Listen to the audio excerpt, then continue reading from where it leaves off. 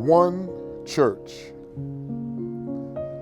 Dearly beloved, we are one church. It is hard to discern how we can be one church when you think about the fact that in the United States of America, there are 380,000 churches. When you look worldwide, there are 37 million churches and 34,000 denominations. When you go a little deeper and you look at languages and people groups, there are more than 6,500 languages and 5,000 ethnicities or people groups. With all of this scattering and with all the schism, how can we be one church?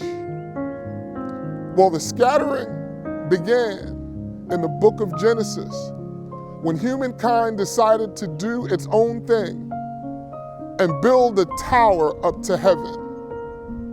God came down and confused the language. Languages became as Babel, and the people were scattered across the earth. The good thing that came out of that was nations were birthed. But God took a man out of Mesopotamia named Abraham and set him apart, the first act of sanctification.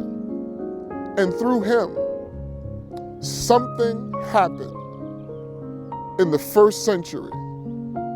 While 120 people were in an upper room waiting for the promise of the Father, the Spirit of God descended upon them, and they began to speak in other tongues.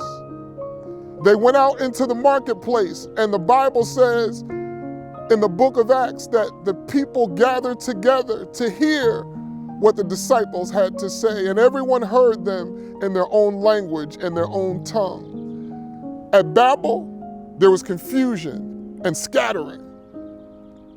In the first century church, there was understanding and a gathering. I want you to know that the seal, the foundation of God stands sure. Having this seal, the Lord knows those that are His. And the same Spirit that was working in the first century church is working in the 21st century church. And even though it's difficult to discern oneness, we've been baptized into one Spirit. Jesus prayed for us to be one, and we are one. The Lord knows those that are His. Upon this rock, the rock of truth, the bedrock of the church, He built His church, and the gates of hell shall not prevail. We are one. It doesn't matter how it looks. I don't care how many diverse doctrines there are. Jesus is the truth, and we need to take hold and embrace the Augustinian way, and that is in the essentials, unity. In the non-essentials, liberty. And in all things, love. The language of the church is love.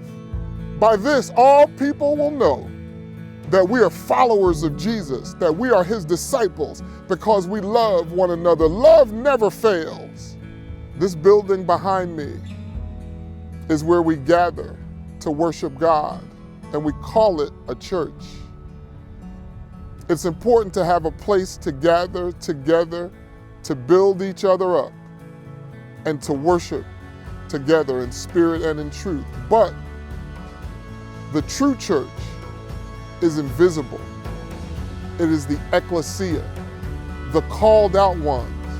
And just as God called Abraham out from Mesopotamia and separated him from his family, so it is that He's called us out from the world and separated His church from the world.